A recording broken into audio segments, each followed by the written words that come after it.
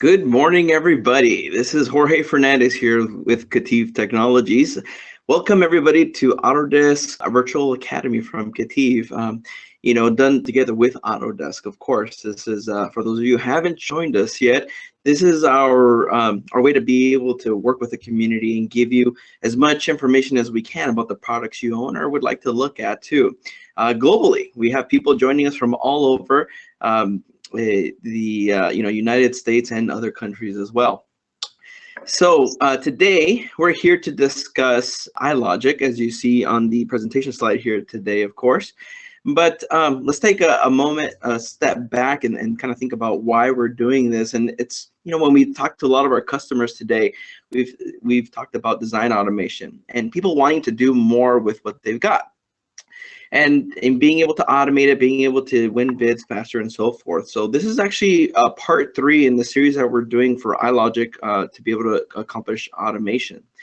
And I don't know if a lot of you realize this, but actually our first iLogic AVA we did was with a lightsaber sample that Nathan did. That's recorded, by the way, on YouTube. So it's kind of nice that today is May the 4th be with you.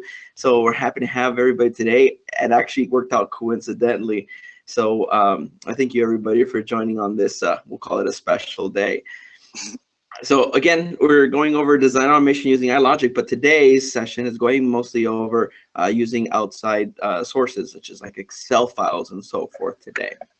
Our presenter is Tom Fitzgerald. For those of you who haven't seen some of those past sessions on iLogic, part 1 and part 2 in the series, he comes to us with a great deal of experience from Autodesk on the consulting side. So he's worked with a lot of customers, showing them how to use it, actually implementing as well. So great deal of experience that he's bringing to the table. He actually just did a workshop for us not that long ago, and so stick around afterwards where we'll discuss a little bit more about an event where we have coming up in the Pacific Northwest here, a workshop on iLogic as well. So stick around to the end and we'll give you some more information on that. Just a few housekeeping tips here. Don't forget we have a question and answer panel. So throughout the presentation, I'll monitor it to make sure, to see if there's anybody that needs to have something answered quickly. If not, we will have a session towards the end where we'll try and answer as many of those questions as we can, of course. So without further ado, what I'm going to do here is pass it off to Tom. And Tom, may the 4th be with you. All right, thank you very much, Jorge. I appreciate it a lot. Good morning, everybody. Good afternoon for those of you that might be on the East Coast or further away than that. As Jorge said, my name is Tom Fitzgerald. And we are going to be talking about iLogic, part 3 of this continuing series of how to use design automation with iLogic. As I said, as Jorge said, Tom Fitzgerald here, Senior Implementation Consultant with iLogic. I've been with Autodesk for about 6 years now, focusing on inventor automation, inventor usage, training, anything related to inventor in terms of iLogic or inventor API coding, regular just performance improvements and enhancements, and just general knowledge sharing. So a lot of problems come up, a lot of different ways of being able to handle those problems. That's what I'm here to do, is to help those that want to maximize their performance and efficiency when using the Autodesk products. So today we are going to be talking about the second step, the second aspect of design automation using iLogic. Last time we talked, it was about model development and those things that inherently are important when developing models specifically for design automation. Now we can create models many different ways, but there are certain things that need to be taken into consideration when using design automation. This aspect, the data sources, what we're going to be focusing on today, goes into all the different aspects and different things that we need to be aware of and cognizant of when developing our design automation package, if you will. Okay. So that's what this webcast will be about. We're going to be focusing mostly on Excel, so Microsoft Excel spreadsheets, as well as Microsoft SQL Server. So those are the two common data sources that we use with Inventor. So that's why we're going to be talking about them today. So in the grand scheme of the Inventor Configurator data workflow of how the information moves around, so we're going to be working on talking about the configuration data source. And how this all plays into the grand scheme of things is, as indicated here in this image, if you have a business system, an ERP, an MRP, some other front end, something that sales perhaps uses, or other individuals that might have to configure your product, you may have one of these already in place. And as stated before, as we go through the workflow or the process of developing that configuration, there's information that's going to be stored somewhere, be it in a database, an Excel spreadsheet, XML files, what have you. That information is going to be out there.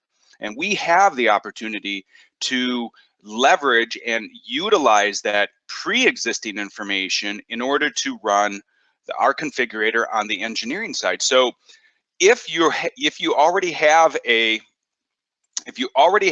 business system, we can connect to that, or we can set up additional tables to extract from that in order to populate and feed the information that is relevant for what we're trying to do with the design automation. And then from there, we can access that data source, either by using the logic, iLogic rules, or .NET, VB.NET, C#.NET code in order to access that data source to populate the values in which we need to fully configure our models. Now, that information could be in the form of numerical values. It could be string information. Maybe we need to populate a text field or a title block or something along those lines. If it's information that could vary, but we don't want to have it constantly be manually fed in or typed in, because we all know that the more manual interaction we have with something, the more opportunity we have for mistakes. So this is a means for us to eliminate or remove some of those opportunities or points of failure where mistakes might happen, okay? So going to the next slide here, why do we need to use data sources? Why use them? I mean, up to this point, right, we could add all the relevant information to the models. But what if you want to be able to centralize that information? You don't want to have multiple configurators on multiple machines. Think about if you need to make a change to something. Do you want to have to go to multiple locations to make that change? Isn't that one of the powers and benefits of utilizing a parametric design application like Inventor, is the fact that things are associated? Let's extend that and use a data source so that way we do have a centralized single source or single point of information that we can work with. This leads into creating an environment where there's a low administrative overhead. We don't have to go to these multiple locations. We just go to a single centralized location to update or maintain our information. This also fosters the capability to develop more consistent and extendable code, ambiguous code. We don't have to worry about taking into consideration for a single type of file or a single file as opposed to another file.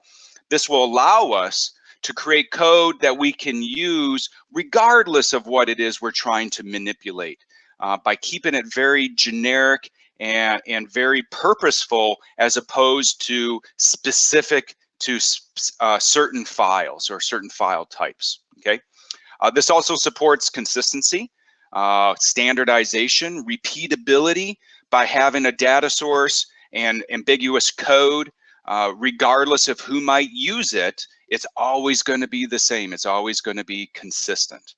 And then one last bullet point that really came to my mind most recently was the thought of potentially creating a tool to auto-populate our data sources. Okay, So I'm going to touch on that here when we get into our demonstration, but auto-populating data sources. So as opposed to an individual going into a database or an Excel spreadsheet or a series of tables and manually input that information, what if there was a way that we could essentially interrogate a model, extract the information from that model that is relevant to the other model types that we might be using, and then populate the table or the data source with that information so we don't have to manually enter that information. So it's just something to keep in the back of your mind, and we'll talk about that a little bit more as we go through the demonstration here.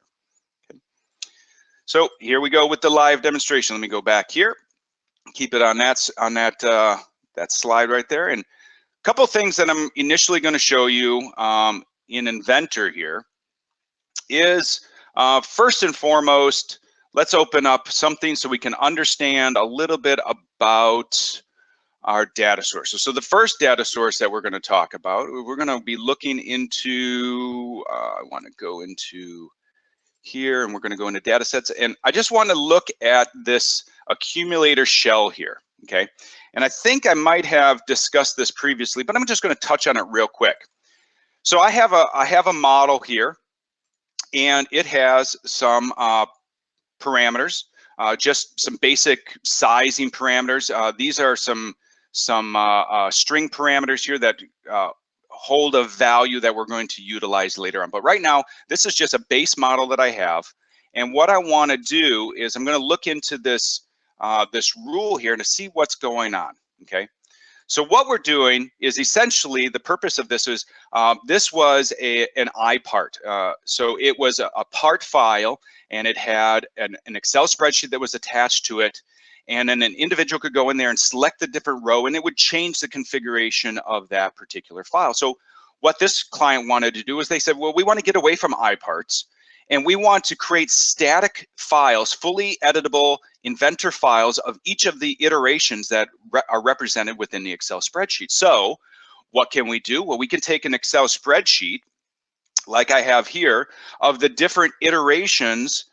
So this was the iPart table that was attached to the iPart factory.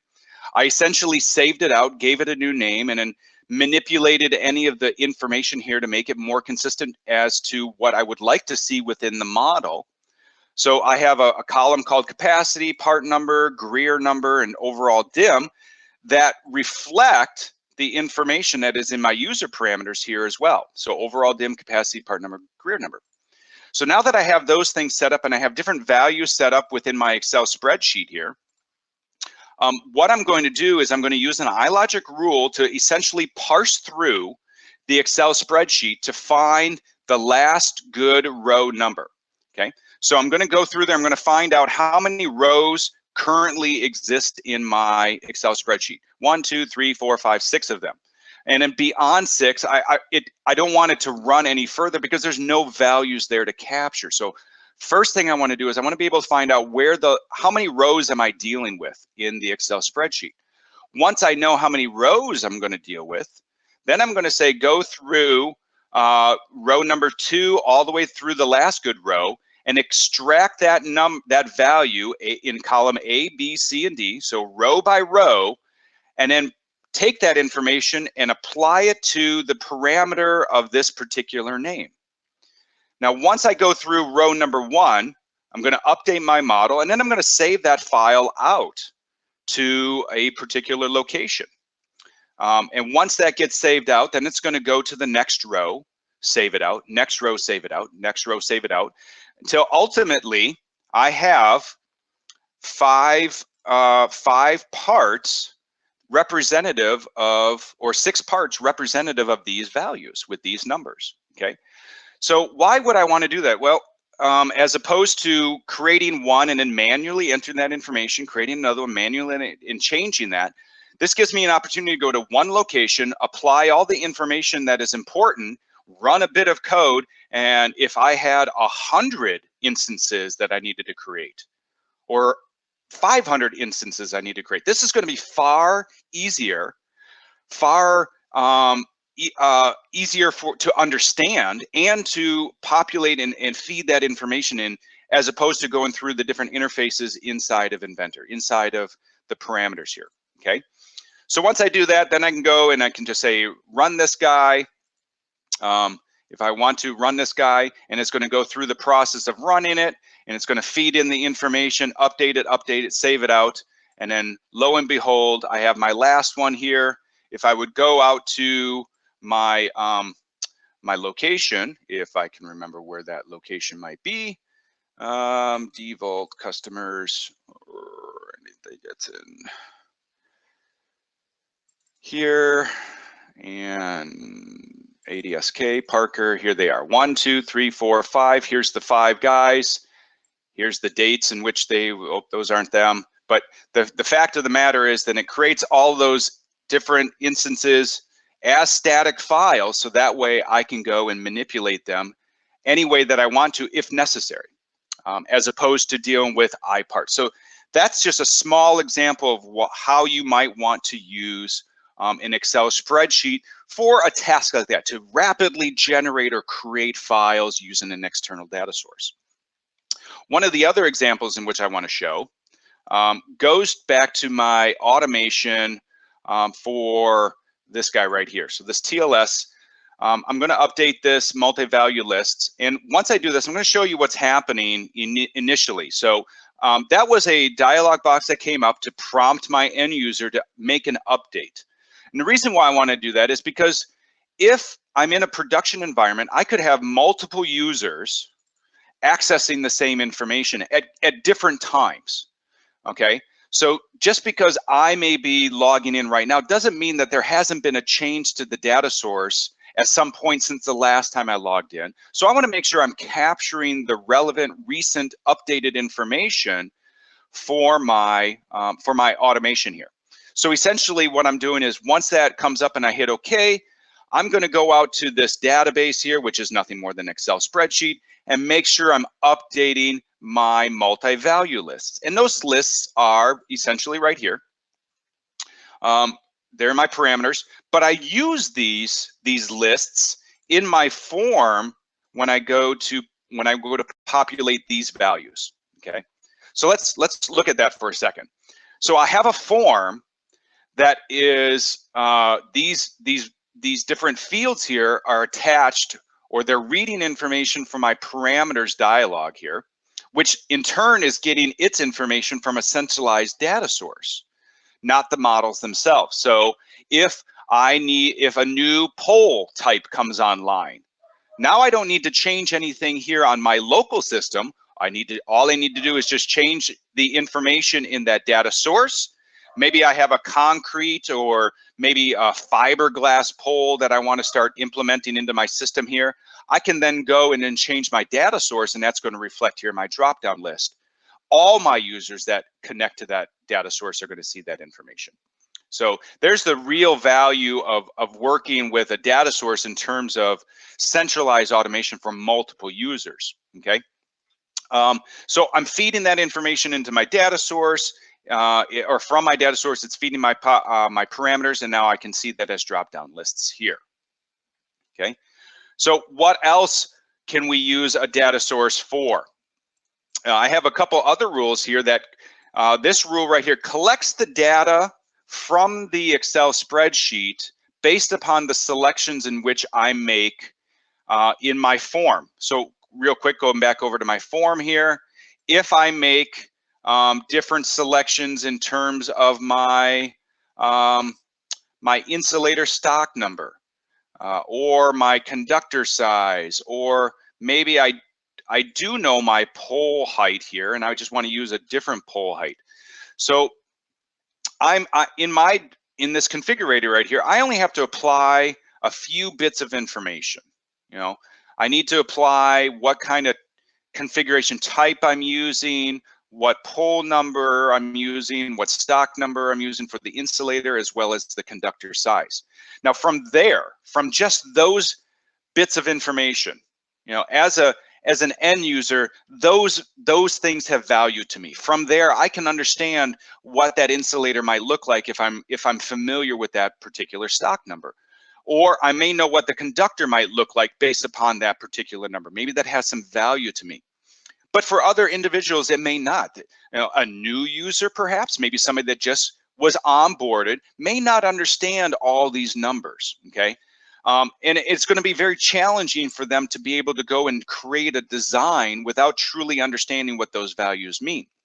So here's another benefit of having some level of automation is we're taking that information from other individuals' minds, their knowledge, and we're syntaxing, we're putting it into a system that can replicate that over and over and over again without error.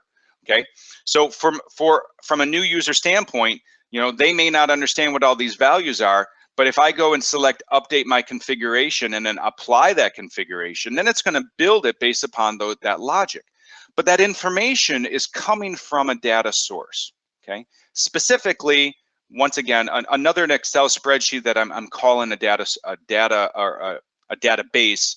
But in this Excel spreadsheet, one of the things that immediately come to mind, or that we can see here, is the fact that we have numerous tabs down here. And each one of these tabs I've set up and represent a specific table. One is for all my bolted information. One is for my insulator data. I have some clamp data, and so on and so forth. So how I use this information together allows me to gather all and collect all the pertinent information for my design, what's necessary for my design. Okay, and let's look at the fact that I have multiple tabs down here just for one moment. Okay, so if anybody's ever used Inventor before, and you've gone and you've linked an Excel spreadsheet, you know, we can link Excel spreadsheets here in Inventor. I can go out here and I can say I want to link to an Excel spreadsheet to utilize and create different parameters here. But one of the limitations with working with linked Excel spreadsheets in that regard is the fact that you can only use the first tab. You can only use one tab. So you don't have the opportunity to create numerous tables within an Excel spreadsheet if you want to work Inventor that way. Okay. However, inside of iLogic, if I go here and edit this rule, we have an Excel data links drop down here. So we have a few snippets here. And through Excel, or connecting to Excel through this method, through iLogic, allows us to access any of the tabs that we would create in an Excel spreadsheet. Okay, so now we have the opportunity to create numerous tabs. We can organize and arrange our information that is far easier to digest and understand. Both from an administrative standpoint and from an end user standpoint when it comes time to try to utilize this information or update that information. Okay, so through Excel data links here, we can find a particular row in an Excel spreadsheet. Okay, so if I define a spreadsheet, in this case, I'm using a shared variable for Excel data source is my shared variable that I use, and that is defining what this needs in terms of the file name, the sheet number, and the directory location. So what is the file name and its location? Because it may be local, it may be somewhere else, it may be on a different server. So I have to define its path, its file name, and then from there, once I have access to it, then I can read from it and write to it basically at will. Okay, so I can read from it, and that's what we're doing here in this first if statement. Is if parameter equals steel. So if my pole material equals steel, then I'm going to populate my multi-value list specifically with this information. Okay. So if they select steel, then it's only going to populate those lists with this information relative to steel. If I would select wood, it would state something else, like down here. So different options for my multi-value set lists based upon a pre-existing parameter value. So some people call this like dynamic lists. So as I make a change to one list, it's going to alter the values in a different list. So this is the methodology to do that. Okay. And then from there, what I'm doing is I'm just going to go through, and based upon those different selections, I'm going to go out and I'm going to read information from my Excel spreadsheet. So based upon the type of insulator I might select will determine where my insulator planes go in my model. And then once I have all my planes orientated the correct way, if they're positioned the correct way rather in 3D space, I'm getting that information from my Excel spreadsheet. And that's what's allowing me to then go through the process of applying my configuration. So I update the configuration, I pull in all the relative information from my Excel spreadsheet based upon my selections. Now it's inside of my model. And now that I have it inside my model, then I can apply that configuration, which is going to set all of my planes where they need to be. It's going to bring in all the files that I need for this configuration. And then it's going to apply all the constraints to those files based upon the configuration. And almost all of that information comes from my data source. Now, this brings up an interesting thought of all of your information, Tom, is in the data source. Well, I wouldn't say all of it, but going back to my PowerPoint real quick here, is one of the things was the fact that only the information that is specific, very specific to those particular parts are in the data source. Anything that is standardized or ambiguous, like I have stated here, would not be in the data source, okay? So what do I mean by that? Let me look at one of my rules here called insert component. So I'm going to select done here. I'm going to go to my insert components rule. And from here, in my insert components rule, let's just go look at the insulators real quick. So basically what this rule does is it parses through all the files that I have defined that I'm going to need for a configuration, okay? So an insulator of a particular stock number, fastener of a particular stock number, a pole of a particular stock number, but each one of those have an ID to them. And it's a classification, if you will, that identifies it as being a pole, a clamp, an insulator, so on and so forth. So as I go through that, as I loop through that, and I understand that it's an insulator, then that particular file information is going to be fed to this function, this insulator function, that basically then manipulates the data source information to derive all the rest of the relative information. And what I mean by relative information is that information that we know we need whenever we assemble something within, whenever we assemble parts in an assembly. And if you would do it from a manual basis, if you had to manually put together an assembly, the basic steps are always the same. You have to browse out and find a file, which means you have to have a file name and you have to have a file path. Once you have that file name and file path, then you insert it into the assembly. Once it's inserted into the assembly, then you have to position it and orientate it. And how do you do that? You use constraints. So this function does that. We feed in information like the part number of the component name that we want to use, the different part planes that we're going to constrain to, the type of constraint that we're going to use, if there's any offset values associated to that because of its particular configuration. All that information is fed into this function. The function then manipulates and alters that information and then outputs the information that we need to add the occurrence, like its part number and its component name. And then how are we going to then constrain that classification or that type of file? So this function specifically works with the insulators. What I found out when going through this particular configurator is all the insulators get constrained the same way. They get inserted and constrained into the model in a very similar fashion. So that's why I created a function specifically for insulators. The poles, get inserted and constrained in a very specific, repeatable fashion. So it has its own function. Clamps, line guard, bolts, they're all the same. They all follow the same kind of pattern in terms of inserting.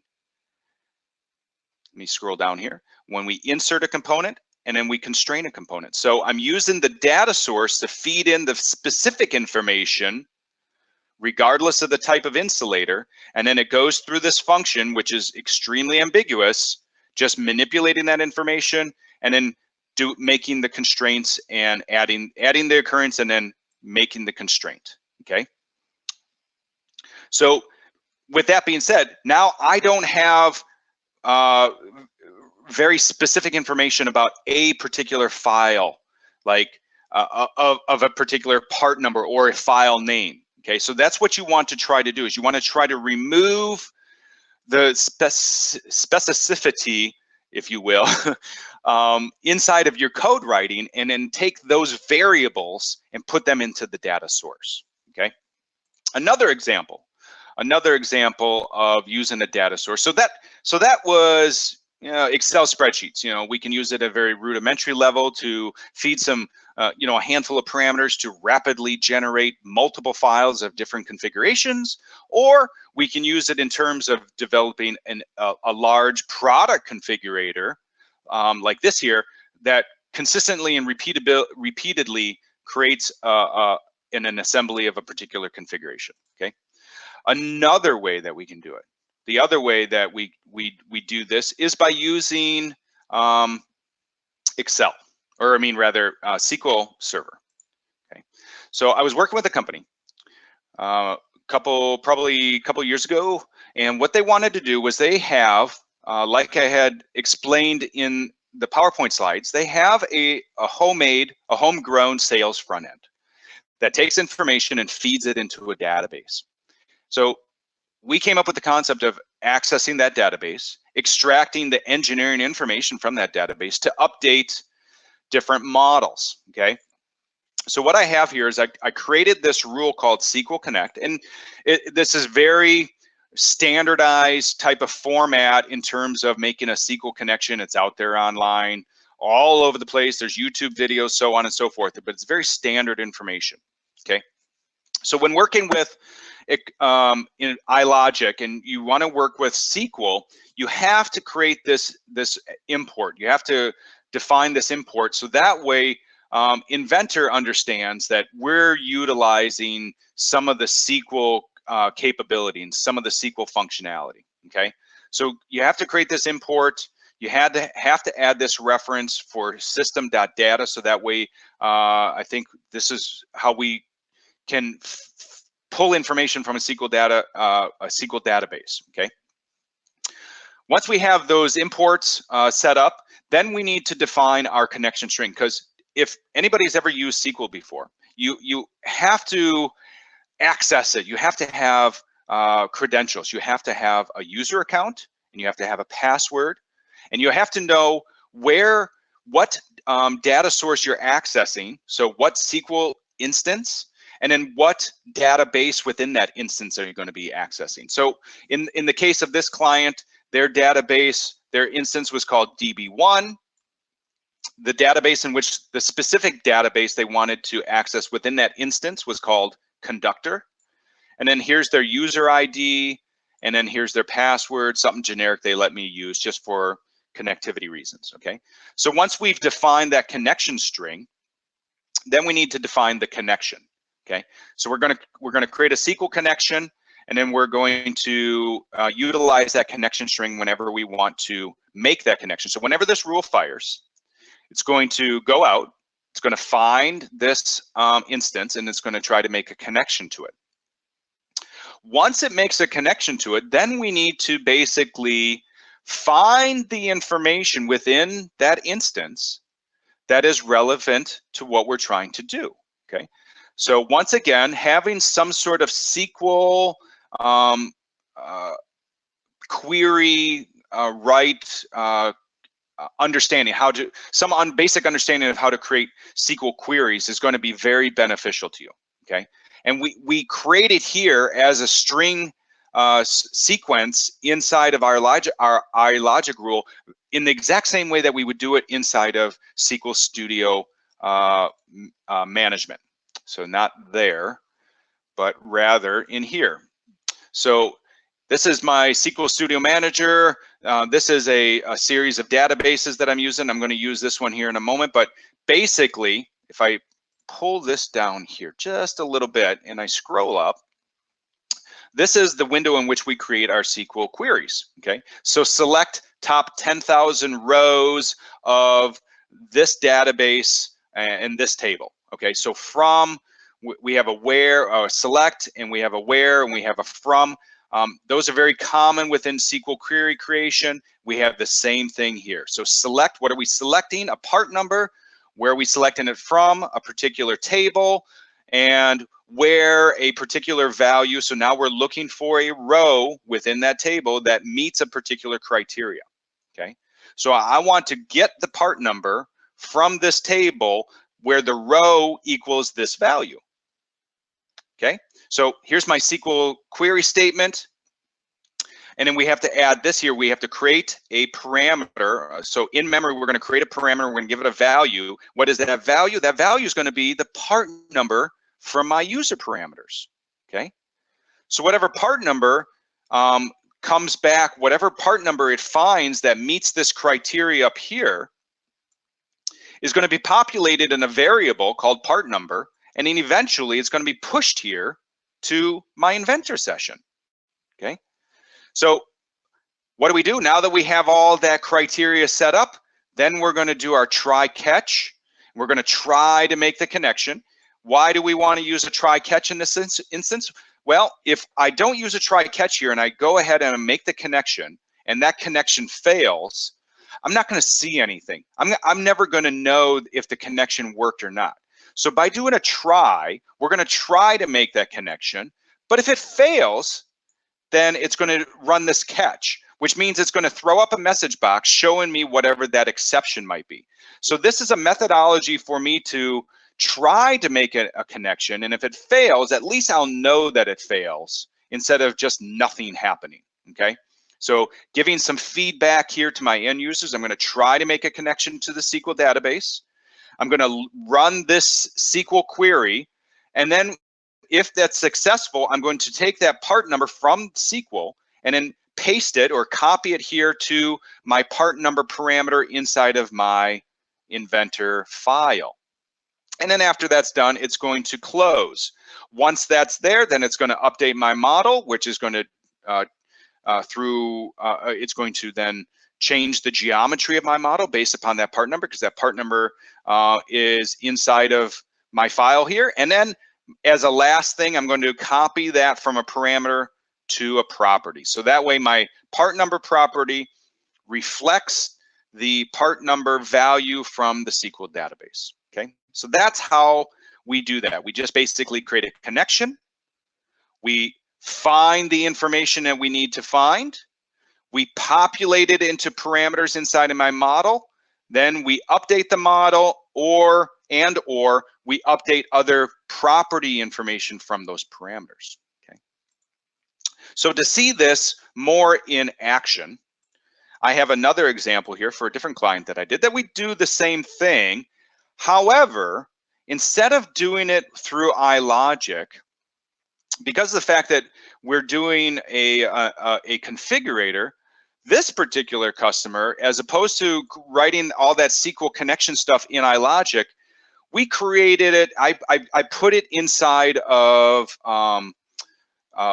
Visual Studio here. So instead of having a form inside of my model here, so instead of having an iLogic form to do all that work, what this client wanted to do is, at the time, forms didn't exist in iLogic. We didn't have forms forever. It's only been around for a few releases now. But before that, we only could create rules. And because of that, we relied on Visual Studio to create our interfaces. So we'd use Visual Studio and we'd create our Windows forms and create our different fields and add our buttons and so on and so forth. So at that time, it was just easier to put the SQL connection information inside of Visual Studio. So what this does is it reads a database. So I have a little form here. I say select my read database button, pulls up another form, and where I input some information in terms of whatever the order ID and TB mark number. This particular client had what they called a TB mark number, which I believe was 153 ACT. And then from there, if I hit extract, it's going to then go into the database and fill in all these other fields, okay? So now, instead of having it feed the information into Inventor, it's feeding the information back into my variables that I have inside of my form, okay? So I'm going out to my my Vault instance, actually, where I have another database, and then I'm running a query to select all this information from my database, and then after that, I'm going to store that information in these variables up here inside of the form. And then when I hit apply, then at that point, it takes the information from the form and then sends it to Inventor, at which point it will then bring in the components that I need. It's going to place them, and it's going to size them pretty close to what I want it to be for me to be able to then update my model, okay?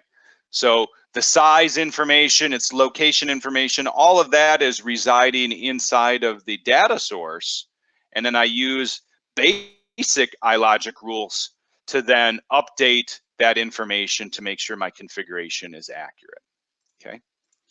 So the two concepts here is we can access information.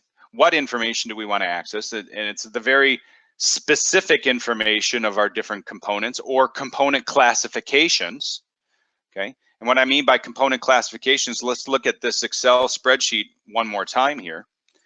And in this case, I have, in this configurator, I only use two different types of insulators. And these are the different variables of those insulators. So anytime I need to create a new insulator, all I have to do is create the model, create the parameters inside of the model with these names, and then populate the parameters with the accurate values from those models or of that model. Now, as I stated previously in my PowerPoint here, if I go back one, this potential opportunity to auto-populate, let's circle back on that. This potential opportunity to auto-populate. So if I have a model, and if I open up my insulator model here, so if I go to open, I'm going to see in my parameters that I have a lot of that information in terms of, rather, I don't have it listed here, but this model has all this information that's in my Excel spreadsheet, like its clamp offset and its clamp deviation, and those are relative values of where it gets mounted to where the clamp is positioned on this component, which would be in this area right here. So essentially, you could find that information and populate it, or you could create parameters and have that information listed there. The important aspect of this is if the information is in the model, and if it's in the parameters, if I have it listed in these parameters, I give it logical names. What I can do then is I could essentially create some iLogic rules to do the reverse. And what I mean by that is the reverse of extracting information from the Excel spreadsheet. I could do the reverse. I could then say, grab the values from my user parameters from this particular component, then access the Excel spreadsheet that I need to access, find the last open row, and then start writing to the Excel spreadsheet. So as opposed to then going in here manually entering this information, we could use iLogic code to then write the next row of information based upon the new model. And then so on and so forth. So if I had, say, 40 new models to add to this, you know, I could spend the time to manually enter that information, hoping that I don't make a mistake, or I could write a rule to then interrogate a model and then access this Excel spreadsheet to populate this information with the information that I need, and then add the file, add the new file, the insulator file or files, to the pool of components that could be used within this configurator. And guess what's going to happen? That information is automatically going to show up in my drop-down lists. It's automatically going to know how to be constrained, because all that information, all that detailed information comes from the data source. So with that being said, guys, that is what I have to talk about in terms of data sources for today. Excel spreadsheets, SQL databases, creating multiple tables, classifying your files, finding the very specific information about those files and adding that to your data sources, so that way your code becomes very generic. It's very routine. It's all process-based. It doesn't have to take into consideration specific file names or file types. We just organize them, we classify them, and we understand what kind of work needs to be done against that classification. So hopefully everybody here has a better understanding now of how we can leverage that information and how we can incorporate that into our design automation.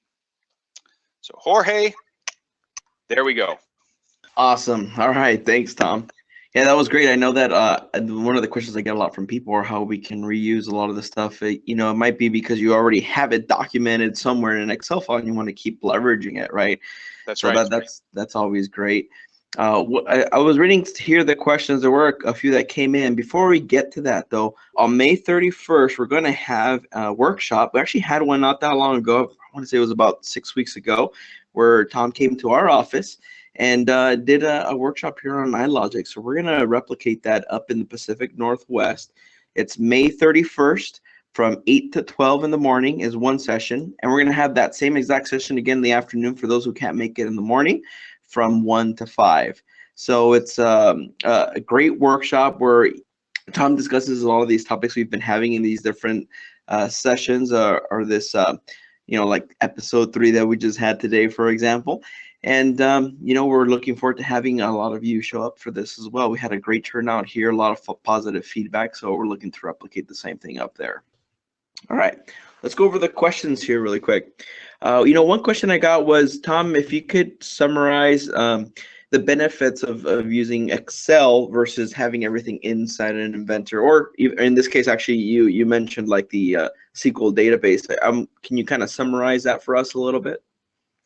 So the value of having that information in Excel file as opposed to in the models themselves? Right.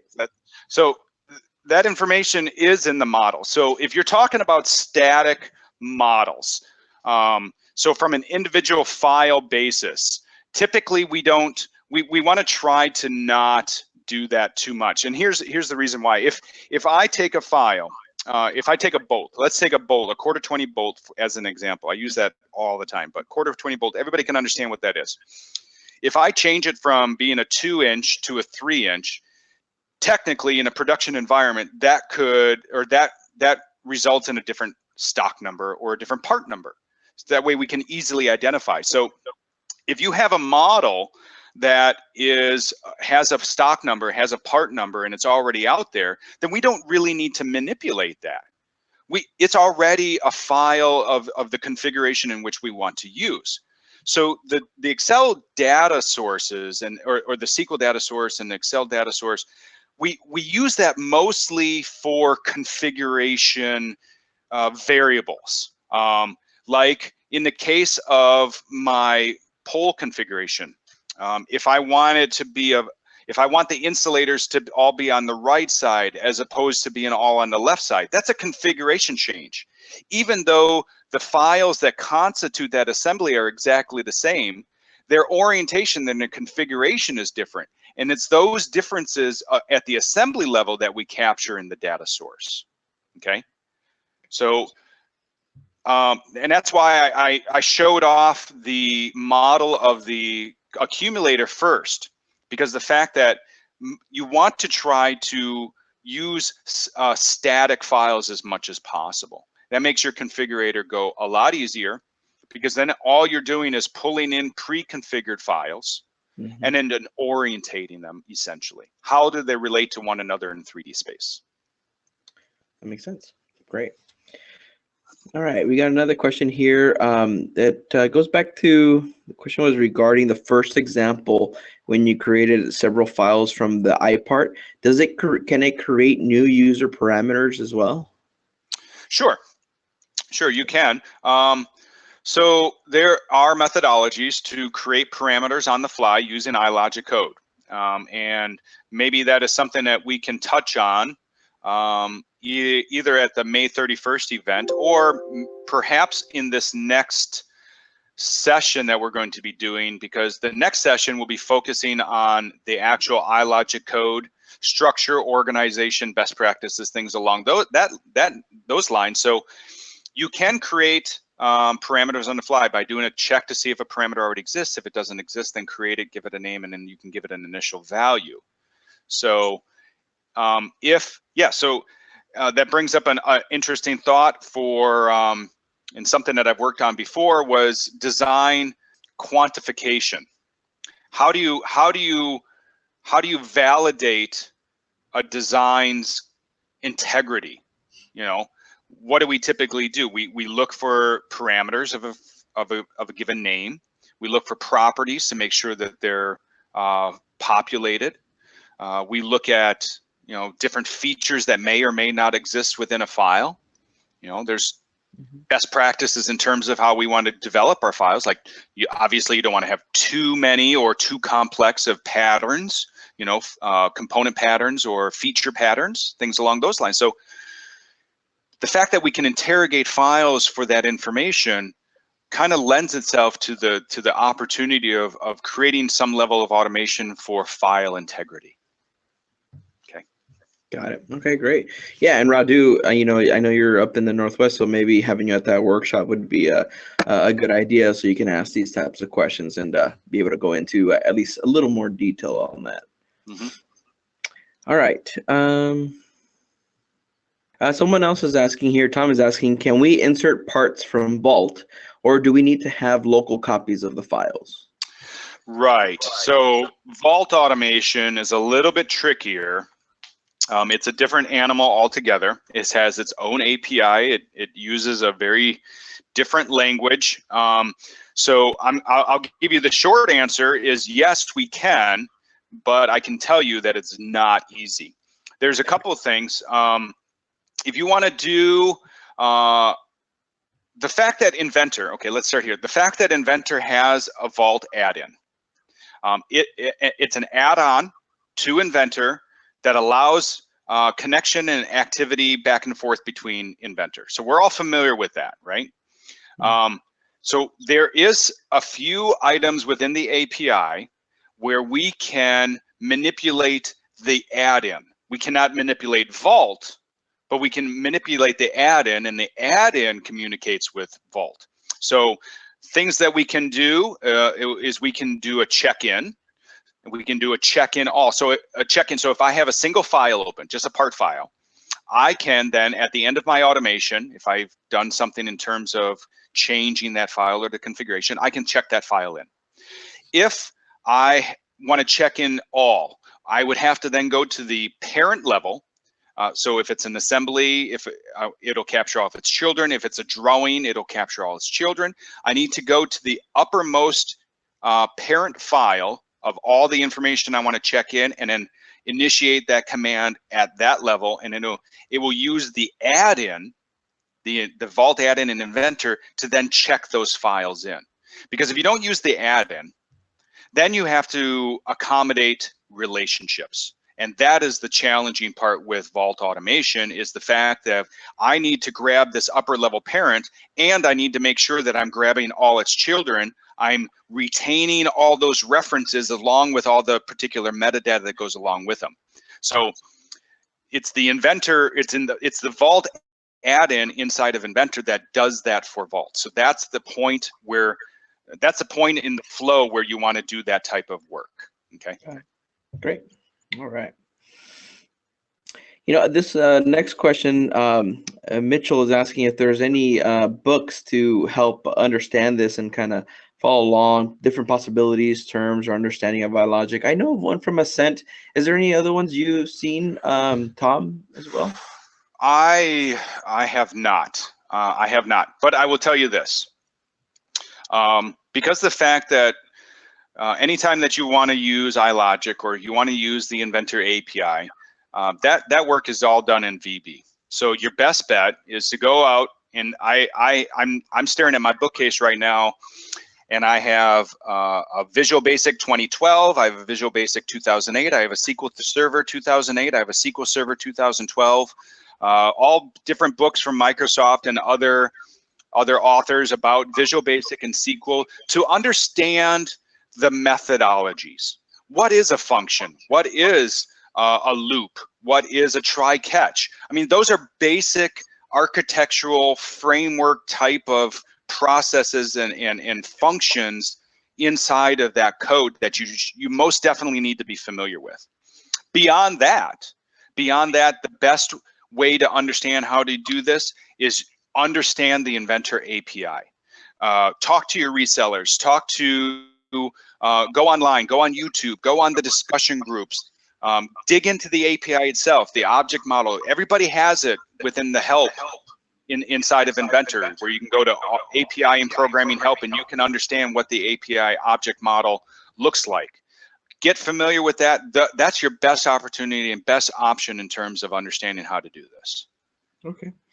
Oh, that's a great point. Yeah, some of it comes with experience too, right? So we have individuals here on our team that can help too. So one thing we've been doing a lot more of lately is not just a standard class in iLogic, right? But having a tailored class where we look at the application you're trying to apply it to and then show you how you can best use iLogic, or not even just that, but the different methodologies, like just like Tom said, on coding and, using external sources and things of that nature for sure. Second part to that question, does it help? Oh, here it is. Also, I have noticed that most of your rules are suppressed. Does that help the computer load the assembly and work a little smoother? What are some of the other tricks that our company could use to speed up modeling? The reason why I suppress my rules is because it gives me a level of security in terms of when and how my rules fire. Okay, so if a rule is unsuppressed and you have parameters inside of the rule that may, or you have code in there that may affect parameters, and those parameters you used in different rules, by default, whenever you run a rule that changes another parameter that may be in another rule, it automatically runs that other rule. So any of the associated rules, if they're not suppressed, will automatically run. And that may or may not be what you want to do. So one of the techniques I use is I always suppress my rules, and I specifically write in the rule conditions to run other rules when I want them. Okay, so one of the things that we can do, are you still looking at my screen here? The Q&A screen? Okay. So one of the things that I do is if I go down into one of these rules, you'll see I have this coded or commented out, but I specifically run a rule that I want to run after I do something. Okay. So if you specifically call out to run a rule in a rule, it doesn't care if it's suppressed or not. Okay. So I run this first rule, it will then run this rule and only this rule, because it's suppressed, until I call for the next rule and then the next rule. And then this allows you not to also have to be so concerned about rule order, because rule order, which we'll be talking about next week, plays an effect as well. So if I had all these unsuppressed and I was making changes to them, it would, by default, it's just going to run down this list and run these rules. Okay.